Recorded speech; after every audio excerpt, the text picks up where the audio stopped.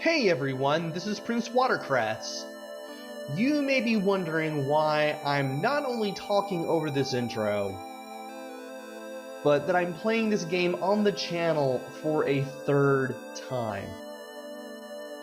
Let's go all the way back to the beginning in 2013. I decided to play through this game for the channel because why not? Even though I wasn't as experienced, that I wasn't as good as playing games and talking at the same time. And instead of playing as Blaze like I should have for a much more fun experience, I played as Axel, thinking that, well, since he's the all-around character of the game, it shouldn't be too bad.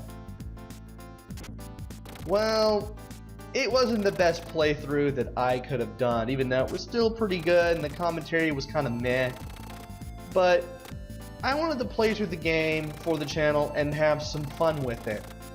That's why, sometime later, I played as Blaze. And I had to do it post-commentary because of my situation at the time. And I left an Adam playthrough on the table. That's the guy on the very far left. I said I'd do it someday, and that someday is now. Hey everyone, this is PrinceWatercress, and welcome to Let's Play Streets of Rage as Adam. We're playing this on normal. There are the controls. I will mention them shortly. And we are going to start the game. Just for a recap, Adam has powerful hits and a good jump, but he's the slowest character in the game. Axel has good power and good speed, but his jump is really low. That shouldn't stop you from wanting to play as him. And Blaze has power, well, not power, but a good jump and some good speed. She's the fastest in the game, but her hits are a little weaker, but she's best for beginners. We've already played as Axel and Blaze, so we're obviously going to play as Adam. And he does have a little bit of reach with the jabs. His standing combo, which you can do by just pressing B over and over. He does two jabs and uppercut that will either send the opponent either a little bit up in the air or way up high in the air, followed by a kick. And if your opponent is in the air when you do the kick, you will launch them a good distance. The higher they are, the further they're going to go. And of course, there's a jump. You can jump to the left, you can jump to the right, and you can also do a jump kick while pressing B while in midair. And I'm going to be using that quite a bit as Adam. And then of course there's the A button, which brings out a screen clearing special attack, which I will be using every so often through this third and final Let's Play of the Genesis / Mega Drive version of Streets of Rage.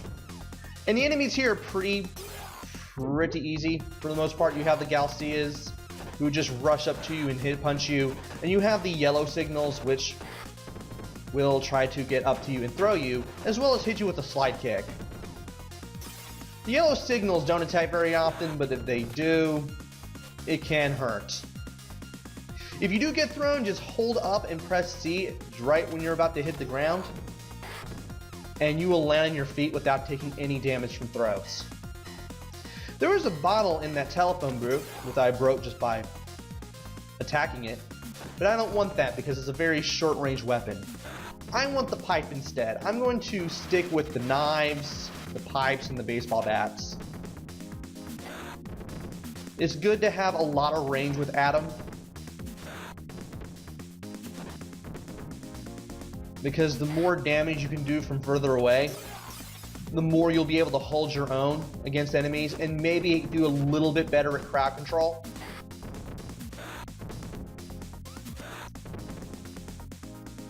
And of course, I also forgot to mention the karate guys. They look like they have mustaches, they don't. And I forgot to mention you can walk up to an enemy and just touch them and you'll grab them. You can press B to do some knee strikes as well as a third hit after that. You can hold back and press B to do a throw backwards. Just back and B simultaneously, assuming you're using default controls. And you can press C to vault over the opponent and then grab them from behind. From there you can do a suplex just by pressing B. Suplex does the most damage out of all your grab attacks, so be sure you can do it when you can do it. And there's also the women with the whip. They will hit you from a fair distance with the whips. Thankfully, I had the bat. And now it is time for the boss, which is this guy, who throws a boomerang. Pretty easy to get close to him when you're playing as Axel or Blaze, though you will have to fine-tune your position very carefully, use some jump kicks if you can. And I managed to grab that knife and hit him. I didn't even intend to hit him. I just tried to hit him with the knife. He also has a kick if he gets in close. Don't let him do that kick.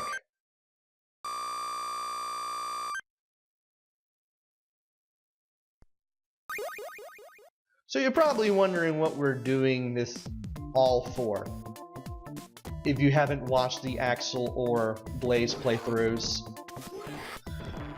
Turns out there's an evil crime syndicate in town, and they've corrupted a lot of the city. Even the police force has been corrupt. And 3 young officers, Adam, Axel, and Blaze, have quit the force when they realize that the force isn't going to do a thing about them, and decide to just clean up the streets on their own. Pretty small, easy to figure out plot. This is the 80s and 90s of gaming after all. And you know what? It works. And for being Streets of Rage's answer to Streets of Rage, Sega's answer to Final Fight, it definitely improved on the formula a little bit. You weren't really able to do a lot of grab stuff in Final Fight. You could do a little bit, but not as much as what Streets of Rage allowed you to do. And Streets of Rage 2 would build on that even further. Might as well mention some power-ups that I've seen here, such as this little figurine of the 3 main characters. That's an extra life. And you may also have seen me use a pepper shaker that was on the ground by throwing it at an enemy and stunning them for a few seconds. That's basically what that does. It only appeared in the first game, and I wish it appeared in 2 and 3. It didn't. But if you knew what you were doing, you could stun multiple enemies at the same time with it, and then get like a good standing combo on multiple enemies at once, which was pretty cool to do. Also, we're breaking these steel drums for power-ups, and I thought I could actually attack one of these guys and not switch between the pipe and the knife like an idiot, but, well, that happened. Thankfully, I'm able to refill some of my health here. Unlike my previous playthroughs where I play as Axel and Blaze, it takes me a little bit more time to get to the enemies as Adam to do some grab attacks, because once you get up close and grab, that's when you can really do damage. So I try to do like a few jabs and just jab. If it hits, move forward a little bit, do it again, and then when I'm close enough to grab them, I do it and then do the 2 knees. And maybe a back throw, maybe a suplex.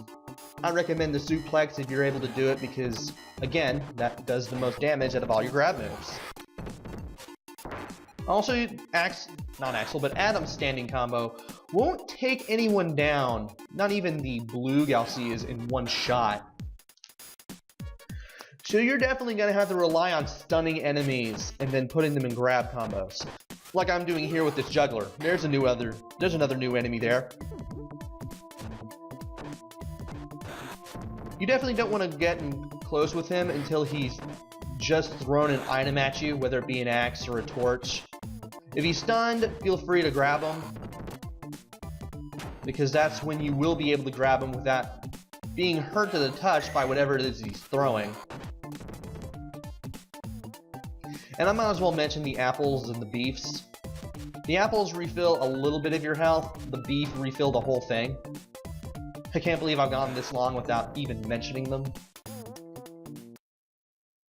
And we are all done with the enemies here, so now it's time to fight this Freddy Krueger lookalike. It is essential when you're playing as Adam to try to grab this guy if you can. Get into knees, get into suplex. If you're able to throw an enemy at him, do that too. And I'm nearly about to die, so we're going to show off the special attack for the first time.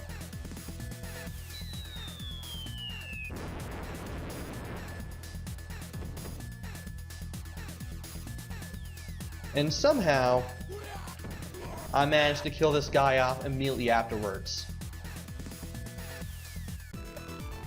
So I'm glad about that. Anyway, that is it for the first 2 rounds. I'm sorry if my commentary was a bit loopy there.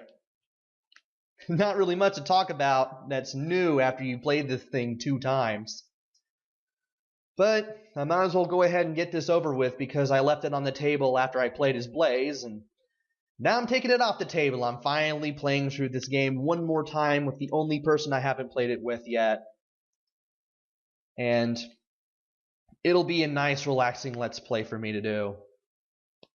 So join me next time where I do rounds 3 and 4. Until then, this is PrinceWatercress. Take care, stay safe, and thanks for watching!